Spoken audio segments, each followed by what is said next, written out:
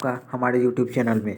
आज हम लोग बात करने वाले हैं क्लास 9 के साइंस के चैप्टर ध्वनि चैप्टर का। ठीक है, ये ध्वनि चैप्टर में जो जो जितने भी ऑब्जेक्टिव सवाल बन सकते हैं वो सारे सवाल मैं आज लेके आया हूँ। तो चलिए शुरू करते हैं। देखिए, पहला सवाल क्या है कि कौन कौन से माध्यम से होकर ध्वनि संचारित हो सकती है। तो ध्वनि संचारित ठोस माध्यम से भी हो सकती है, द्रव से भी हो सकती है, गैस से भी हो सकती है। यानी आपका सही आंसर हो जाएगा option number D. Option number D आपका सही आंसर होगा, क्योंकि ठोस, द्रव, गैस तीनों माध्यमों से होकर ध्वनि संचारित हो सकती है। चलिए बढ़ते हैं अगले सवाल की ओर। दूसरा नंबर सवाल है, ध्वनि किस कारण से उत्पन्न होती है। तो ध्वनि के उत्पन्न होने का कारण क्या होता है, वो होता है कंपन। कोई भी वस्तु जब कंपन करता है तो उसे ध्वनि उत्पन्न होता है, चाहे कोई भी वस्तु हो। ठीक है, तो आपका ये सही जवाब ऑप्शन नंबर सी हो जाएगा। बढ़ते हैं तीसरे सवाल की ओर। तीसरा सवाल हमारा क्या कह रहा है, ध्वनि कैसी तरंगे होती हैं। तो ध्वनि होती है हमारी अनुदैर्ध्य तरंगे, ऑप्शन नंबर बी। ठीक है, अनुदैर्ध्य तरंगे होती है। बढ़ते हैं नेक्स्ट सवाल की ओर। देखिए, चौथा नंबर सवाल क्या है, एकांक समय में दोलनों की कुल संख्या को क्या कहते हैं। देखिए, एकांक समय मतलब एक सेकंड। मान के चल कोई भी दिया हुआ समय दिया हुआ, कुछ समय दिया गया, उसमें कोई भी वस्तु जो डोलता है, एक इधर उधर डोलता है, तो वो कितना एक समय इकाई समय में कितने बार डोलता है, तो उससे आवृत्ति बोला जाता है। आपका ऑप्शन नंबर ए सही जवाब हो जाएगा। ठीक है, आते हैं पाँचवें नंबर सवाल की ओर।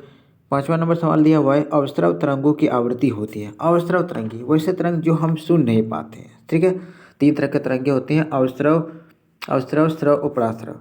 तो जो अवस्रव तरंगे होते हैं उसे हम सुन नहीं सकते हैं, वो हमारे ऑप्शन नंबर ए हो जाएगा। तो 20 हर्ट्ज से जो कम होता है, 20 हर्ट्ज से कम, तो उसे हम सुन नहीं कर सकते हैं, उसे अवस्रव तरंगे कहते हैं। बढ़ते हैं नेक्स्ट सवाल की ओर। छठा नंबर सवाल देखिए, तो स्रव परिसर में ध्वनि तरंगों की आवृत्ति क्या होता है। स्रव तरंगे वो होती है, देखिए स्रव तरंगे, स्रव तरंगे में होती है कि वैसे वैसे तरंगे जिसको हम सुन पाते हैं, तो वो हो जाएगा 20 हर्ट्ज से 20,000 हर्ट्ज के बीच। ठीक है, तो ये आपका कौन सा आंसर में ऑप्शन में, ऑप्शन नंबर ए में है। देखो, 20 हर्ट्ज से लेकर 20,000 हर्ट्ज तक के बीच के ध्वनि तरंगों को हम लोग सुन पाते हैं, ये आपका सही आंसर हो जाएगा। बढ़ते हैं हमारे अगले सवाल की ओर। देखिए कितना नंबर है, छठे नंबर, सातवां नंबर सवाल देखिए। सातवां नंबर सवाल है कि वायु में ध्वनि का वेग है लगभग, कि जो है हवा से होकर ध्वनि जो है कितने स्पीड से जाता है, वो उसका लगभग मान क्या है। तो ये लगभग मान है ऑप्शन नंबर ए 330 मीटर पर सेकेंड।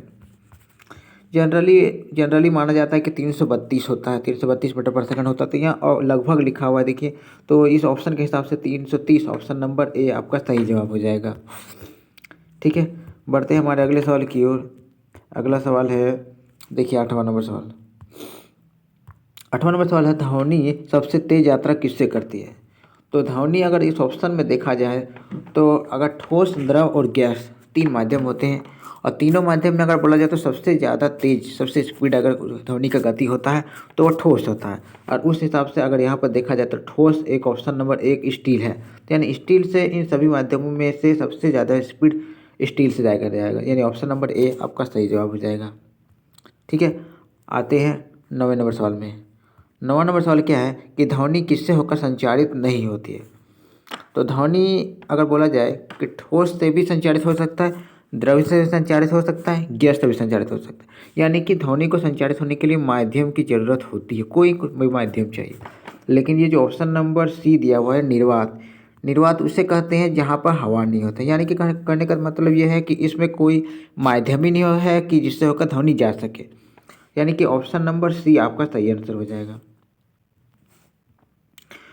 आते हैं 10वें नंबर सवाल की ओर। 10वां नंबर देखिए, ध्वनि के वेग का माप सबसे, ध्वनि के वेग का मान सबसे कम किस में होता है। अगर ठोस, द्रव और गैस में बोला जाए तो सबसे तेज, तो आपको पता है कि सबसे तेज ठोस से जाता है, सबसे स्पीड ठोस से जाता है।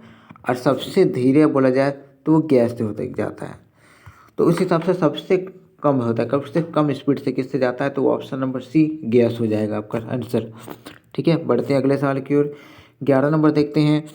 11 नंबर, ध्वनि की तीव्रता को किससे मापा जाता है। ध्वनि की तीव्रता को ऑप्शन नंबर सी डेसिबल से नापा जाता है। डेसिबल को डीबी भी लिखा सकते हैं, डेसिबल से ध्वनि की तीव्रता को माप सकते हैं। बढ़ते हैं 12वें नंबर सवाल की ओर। 12 नंबर देखिए, किसके द्वारा सबसे अधिक ध्वनि प्रदूषण होता है। तो ध्वनि प्रदूषण अगर बोला जाए कि इस सभी ऑप्शनों में से, एक है मोटर गाड़ी से, दूसरा ऑप्शन है रेलवे इंजन से, तीसरा है पॉप म्यूजिक से, चौथा है हवाई जहाज़ से। आप लोग देखते होंगे कि हवाई जहाज़ से बहुत ज़्यादा शोर क्रिएट होता है, बहुत ज़्यादा शोर होता है। तो इस हिसाब से हम कह सकते हैं कि ऑप्शन नंबर डी आपका सही आंसर हो जाएगा। ऑप्शन नंबर डी, हवाई जहाज़ से सबसे ज़्यादा ध्वनि प्रदूषण होता है। ठीक है, आते हैं नेक्स्ट सवाल की ओर। 13 नंबर देखते हैं, साधारण बातचीत की ध्वनि की तीव्रता कितना होता है। नॉर्मली जो आदमी बातचीत करते हैं वो ध्वनि की तीव्रता कितने के आसपास होता है। तो ये आपका ऑप्शन नंबर सी हो जाएगा सही जवाब। 50 डेसिबल से 60 डेसिबल के बीच का जो नॉर्मली बातचीत में यूज होता है। ठीक है, आते हैं 15 नंबर सवाल, देखिए क्या कह रहा है। 15 नंबर में है, प्रतिध्वनि का कारण क्या है। प्रतिध्वनि आप लोग सुनते हैं कि कोई सतह होता है, ठीक है, कोई सतह होता है, कोई आदमी चिल्लाता है तो ये आवाज़ इससे जाके इससे टकरा के वापस आता है, इसे प्रतिध्वनि कहते हैं। यानी कि टकरा के वापस आना को, इस क्रिया को तो हमको पता है किसे परावर्तन कहते हैं। क्या कहते हैं, परावर्तन कहते हैं। तो परावर्तन की घटना, इससे यानी प्रतिध्वनि का कारण क्या होता है, ऑप्शन नंबर ए परावर्तन। ठीक है, आगे आते हैं 16 नंबर सवाल, देखिए है, स्पष्ट प्रतिध्वनि सुनने के लिए परावर्तक तल और ध्वनि स्रोतों के बीच न्यूनतम दूरी होनी चाहिए। देखिए एक्चुअली क्या है, ऐसा है कि जो ध्वनि जो होता है किसी सतह से होकर टकरा के जो वापस आता है, तो कम से कम प्रतिध्वनि होने के लिए इसके बीच और इस सतह के बीच दूरी कितना होना चाहिए, तो वो कम से कम 17 मीटर का दूरी होना चाहिए। ठीक है, ये आपका ऑप्शन नंबर बी सही जवाब हो जाएगा। आगे आते हैं 17वें नंबर सवाल में। देखिए 17 में क्या कर रहा है, ध्वनि का प्रभाव मानव के कान में कितने समय तक रहता है। देखिए मानव कोई भी ध्वनि सुनता है, लेकिन वो ध्वनि कान में उसका प्रभाव कुछ देर तक रहता है। तो वो कितने देर तक रहता है, तो 1/10 सेकेंड। तो सेकेंडों में बोला जाए तो सेकेंड को 1/10 कर देंगे तो उतना समय तक रहता है, यानी कि आपका ऑप्शन नंबर बी हो जाएगा आपका सही जवाब। ठीक है, आगे आते हैं 18 नंबर में।